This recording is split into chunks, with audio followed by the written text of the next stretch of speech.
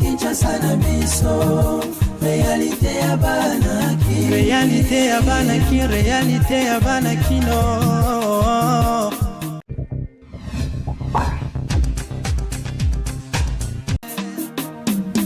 Magazine, magazine,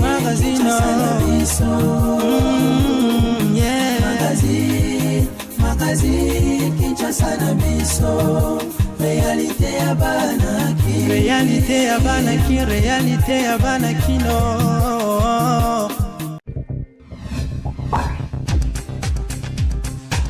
Mokolo ya lelo, ancien président AUAI de PES, et ancien vice-président de l'Assemblée nationale, Jean-Marc Kabound Akabound, akendaki ko se présenter sur invitation à la justice, na parquet près à cour de cassation sur boulevard du 30 juin. Justice ezali ko reprocher Jean-Marc Kabound na makamu oyo alobaki mokolo asalaki point de presse na ye le 18 juillet oyo eleki. Na maloba oyo justice amoni ezali lokola mafinga pe azali ko porter atteinte na honneur ya ba institution à l'état pe na bomoto ya bokonzi ya mboka. Boyebake en tant que député élu à district ya Moamba, justice liboso abengisa ye a adressaki demande na bureau ya Assemblée nationale Oyo apesa qui fait vers la justice pour balandela ye. Affaire Oyo ezali à suivre. Kinshasa et l'équipe partout.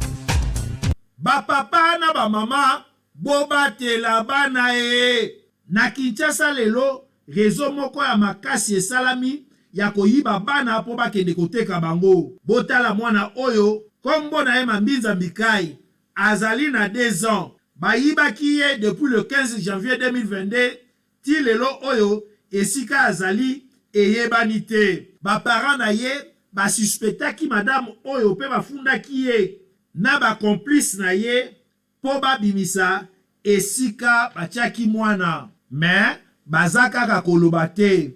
Andimi ke yende mutu azwaki mwana pe atekaki ye na $5,000 mais esika batie mwana ye ayebite. Makambu oyo ezali kuna epa ya bakonzi na parquet ya Kalamu. Komitia nanu esika ya mama oyo. Depuis le 15 janvier ayebi esika mwana na ye ya muke azalite pe ayebite soki akomona ka mwana na ye lisusu. Il s'agit d'un bébé qui est soustrait des seins de sa mère. Mais nous sommes en matière pénale qui requiert sérénité. Le président n'a pas la parole. Tous les gens pour monsieur le président. Elle a besoin que madame Esther retourne son enfant. Ba parents, surtout na moment où il y a vacances, bo surveiller bana na bino malamu. Ba miyibi ya bana basi bakoti ebele na kati ya Kinshasa. Oyo ezali réalité oyo tozali ko vivre mikolo oyo na Kinshasa. Bosa la keba? Oui.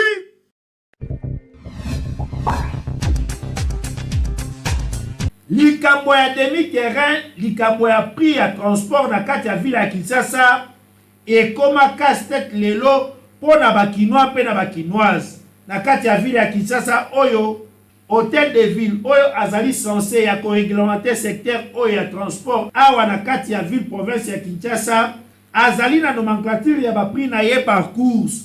Mais réalité sur terrain ezali mosusu. Po sur terrain ba chauffeur ya transport nde ba komi kosala loi. Okomona course ya transport na tongo ezali mosusu na pokwa ekomi prix mosusu selon bon vouloir na bango alors que ezali même trajet. Bakonzi batiki population na merci ya ba chauffeur ya transport po bango nde sika wande bakomi kosala makambo selon bango. Yango to approchaki bango pona koyeba eloko nini etindaka bango ba se comporter ndenge wana. Il faut gouverner, hein? l'état mboka azwa ba disposition atia ba versement aibisa ba propriétaire bakolo mituka soki osomi mutuka na yo ezala na versement autant carburant ezala na 1 litre na prix autant. C'est pourquoi au mona toko respecter maloba na ye tango aloba que non transport est à 500 francs tango tozo mona mutaso mutuka atia versement cher. Allez, ok, kuna carburant ezo mata. Oui, sotali sous embouteillage donc comment nzela. Donc ba difficulté ça moi un peu amike ça là non transport commence à 50. Mais ce que l'état du charge wana atie ba limite na ye to respecter. Tant que tout le monde l'état qui fait biso taxi biso ka bongo na propriétaire na biso ba chauffeur ba taximan na ba client auto même ça dit to zaka désordre. Ba hausse de prix ba carburant, ba embouteillage, ba tracasserie, en tout cas tozo koka vraiment te. Problème à demi-terrain, ce que embouteillage eza na ligne on a salaka 20 minutes. Mais na embouteillage na kangami on a 2 heures de temps. Automatiquement na osa demi-terrain. Na okoma sous place embouteillage ezate. Na ko baluka place embouteillage soki na zongi kotopo biso to travaillaka par rapport ya temps. Tout d'abord on a le carburant. Carburant est au salaire là, biso le rôle à to sombi to récupérer to bénéficier. Ce qui bénéficie ezate au quoi na fois carburant. À partir de 12 heures ba station mingi kanga. Tous les stations au kanga, au moins la station ezate comme le essence ya ko luka kuna la C. Pe en plus il faut somba la Kadhafi. Ce que la station les au kanga, au ko somba la Kadhafi, na Kadhafi so 1 litre na 2500. Yo pour comment le ko bénéficier. Pour ce ko sali bongote, on quoi na carburant. Deuxièmement la augmentation moko ya prix à essence. Il y a transport pardon la mituka au moins là ba matisi ça transport mo ba kiti c'est mo matisi donc sur carburant station souhaité au moins là transport est fan stable so ki ba kangi ba station comme essence comme ko luka ya pasi au moins là essence fait transport pe mati difficulté to ça ngo mingi ya ba station à essence ndé so ko sombia ba Kadhafi 1 litre la 2500 yo pour ko so bénéfice so ko sali bongo te au koi na fo ya essence ndelo ko so ba biso mingi difficulté to ça ngo awa atira biso transport au Kimbuta tike la biso boulevard de Lemba 900 francs. Bien sûr, il y a 900 francs. Nata o ya tike la biso na 900 francs là. Carburant daki na combien? Carburant daki soki la 1500 francs. 1 litre. Le 1 litre comme combien? 1 litre comme 2500 francs. Na 2500 francs, c'est là où ya biso tout oyebi yango ndezalaka. Na bambouteillage. Ngala za parent na bimi na eko luka. Na bima na 900 francs le prix Lembati boulevard. Donc il y a tout ya combien? Na carburant ya 5 litres 12 500 francs. Na keti o pona bula journée mobima pona bula une affaire na 25 litres. Mutu oyo asengeli kosilisa likambo oyo ezali kaka gouverneur ya ville ya Kinshasa Jean-Tilingo Bilambaka yende asengeli ko fixer prix selon la réalité sur terrain ya lelo. Pe kolandela exécution nango sur le terrain. Soki te désordre na secteur oyo ekosila te. Wana ekozala kaka pasi ya population. Eza normal te? Bayeli susu bango banani société Beltesco toujours ndenge amesana kosunga population congolaise. Sikoyo ayeli bino eloko ya motuya tunanga nini ezali bongo spaghetti roni oyo bozali komona ndenge bazali ko présenter biso yango awa ezali produit moko kitoko makasi okoki kolia yango na biloko nyonso oyo olingi Thomson soso viande ya lolenge nyonso tope madesu oyo na Kinshasa tobengaka madeblo oza mobimba bana mikolo tout le monde a kozala d'accord na spaghetti oyo roni esengeli koyeba ke pâte alimentaire oyo esalemi na semoule de blé ezali na elengi pe guna ndenge ya kosakana te kasi babosani bino te baye nyonso oyo pe baza batu ya ba nostalgie balela ba macaroni Beltesco atieli bino pe lisusu macaroni roni yango pe lisusu ndenge moko gu ya ndenge ya kosakana te elamba makaka ndenge moko mwa ya muke ya moto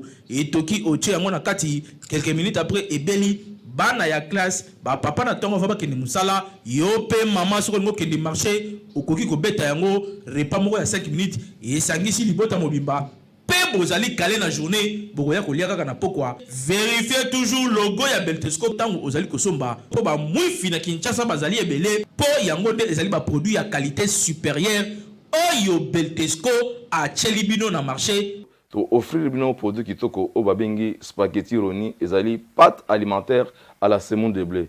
Pâte alimentaire à la semoule de blé oyo ezali kaka spaghetti roni oyo esengeli kolesama na mabota na biso maman responsable papa responsable ba étudiant ba coopérant spaghetti ezali kaka moko ezali spaghetti roni oyo ezali la qualité supérieure oyo spaghetti oyo baleka ngo partout tozali na produit mususu babengi ya kitoko makasi babengi macaroni ya Beltesco en tout cas ngala benga ngo kima kinkaka ezala l'habitude ya consommation na bino mikolo nyonso ya kolia macaroni roni na spaghetti roni po ezali biloko oyo ezali kotonga nzoto ezali kopesa biso nzoto makasi po toyeba ko vivre longtemps na mokili ezali cadeau signé Beltesco mwana mama yebela pona kolia biloko ya qualité. Il faut toujours Beltesco po yende akanga Kinshasa République démocratique du Congo mobimba uta batango ebele autre bakité Tolobi Kinshasa et l'équipe partout.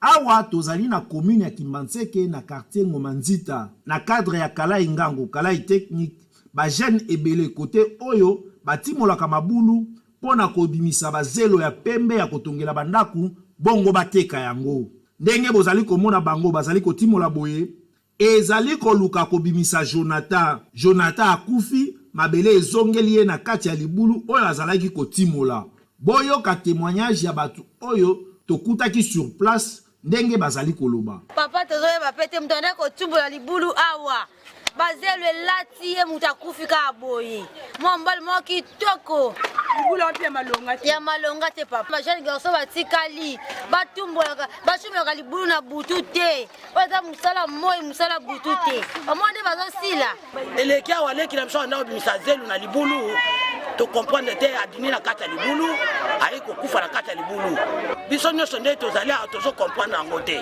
eloko ne kosalimela biso lelo na quartier na biso boya likama makasi fei tokopesa bajeni batikala bango kotimola mabulu mpo batimola aju te tokutana likamba boye lisu te basomba babe na mabele ekotelaka bango ke batimola aju mabulu mpe na oke priere me na kamwe toye awa babijeni garso akufi na libulu yangolikake basomba babeni bajeni batika bakopo batimola mabulu tai na pesa na bana mibali bato baotonga bandako basombaka babeni tande topedeka bata mwana mobali awa problème kokole biso ya petit frère ça kawache ayaki akotumula libulu awa libulu biso ya zelo nde libulu bukali basele koyeba pesi biso pasi penza pasi ya kawache eloko esali bongo mpona misala pesa te yango bachene bakomi asala mwa shida atumba libulu ateka mama zelo nde esali bongo. Merci beaucoup. Koluka mbongo ezali mabete kasi misala bosengeli kosala il faut qu'on mesure toujours danger oyo ekoki ko présenter botala jeune oyo Jonathan akufi atiki mokili malgré que azalaki kosala mosala pona komisunga pe kosunga libota na ye lelo na kati ya ville ya Kinshasa population bazali ko vivre na ba réalité mususu neti kaka tozali na kati ya Kinshasa te awa tozali na commune ya Nsele na quartier Badarade na district ya Chango na coin oyo ya ville province ya Kinshasa batu bazali ko vivre na ba condition moko ya mabe makasi ya liboso Badarade oyo ezali enclavé bazali na banzela ya malonga te pratiquement banzela ezate ba habitant ya awa pona kokende musala to kobima il faut batambola makolo na distance moko ya mulaiti na mikonga po bazwa transport conséquence awa vie ezali très cher po manque ya transport oyo ekoki ko assurer trafic na coin oyo bazalaka kaka na mai ya forage bino moko boyebi mai ya forage il faut kozala na mwa mbongo difficulté nini ba parents bazali na yango po mikolo nyonso il faut ba débourser mbongo pona kozwa mai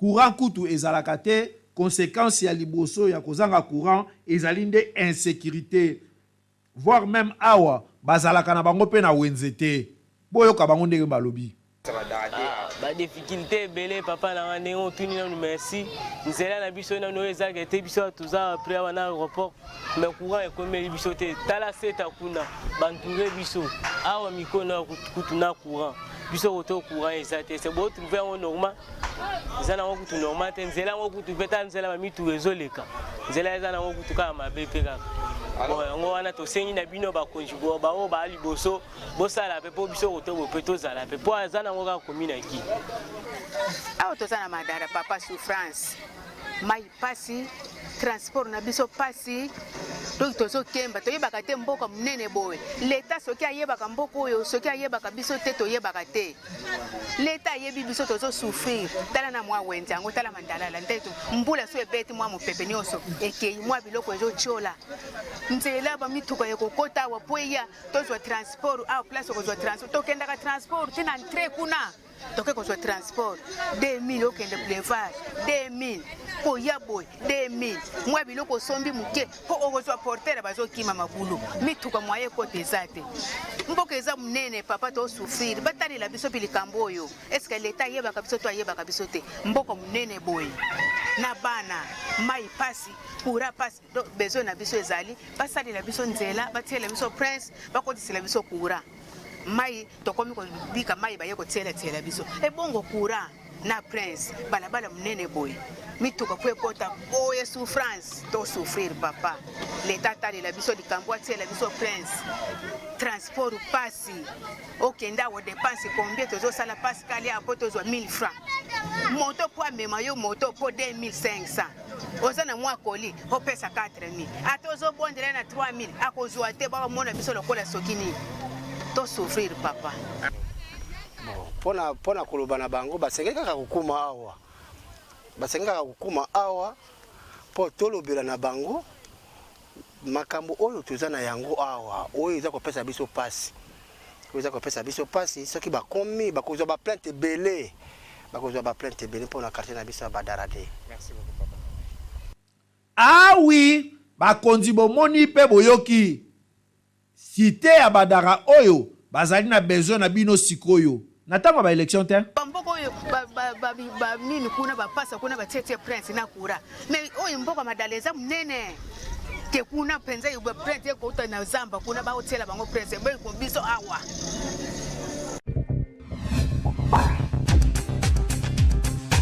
na bitambola tambola ya lelo tokitaki na ba avenue ya ville province ya Kinshasa poda kotuna soki musulman na chrétien bakoki kobalana ebongo soki pe babalani bakobanda kosambela wapi bon bakoki kobalana ko pe bakobalana te il faut au moins on a deux contextes vous en a contexte il y a doctrine vous en a contexte il y a écriture contexte moko religieux vous appelle un contexte moko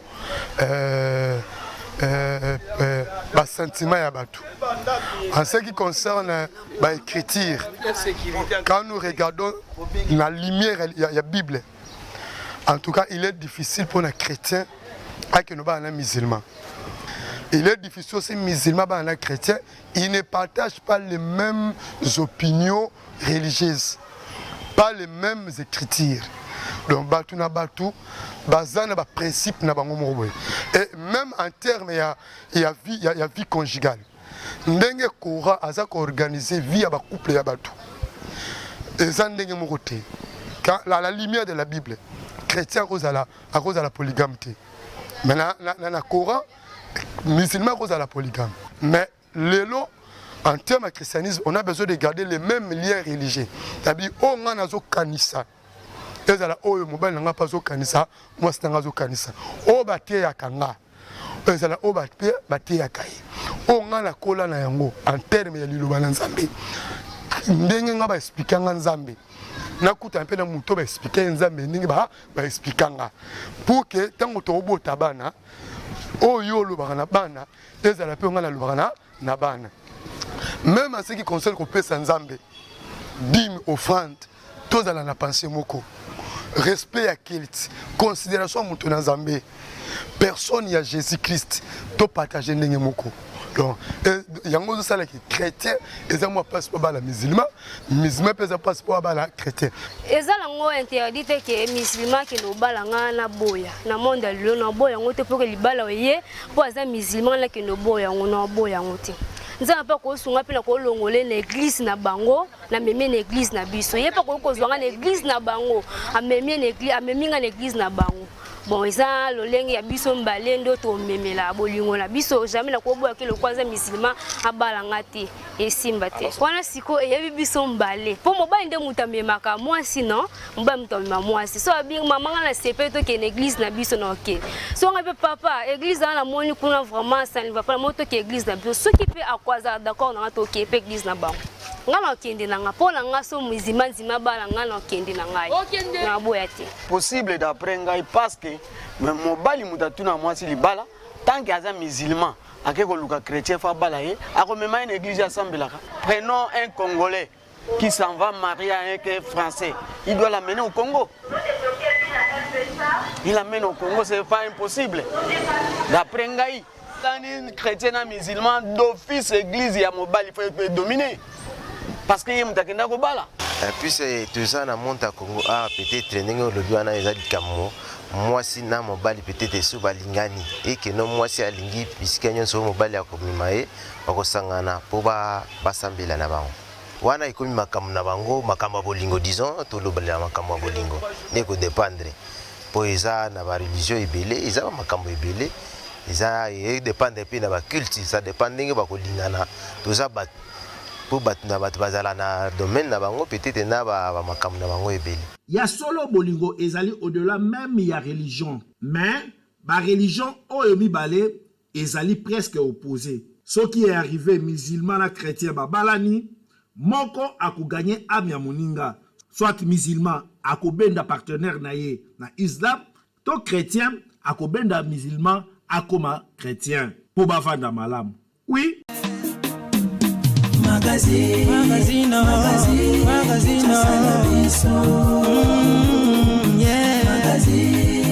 Magazine, Kinshasa na biso, réalité ya banaki, réalité ya banaki, réalité ya banaki no.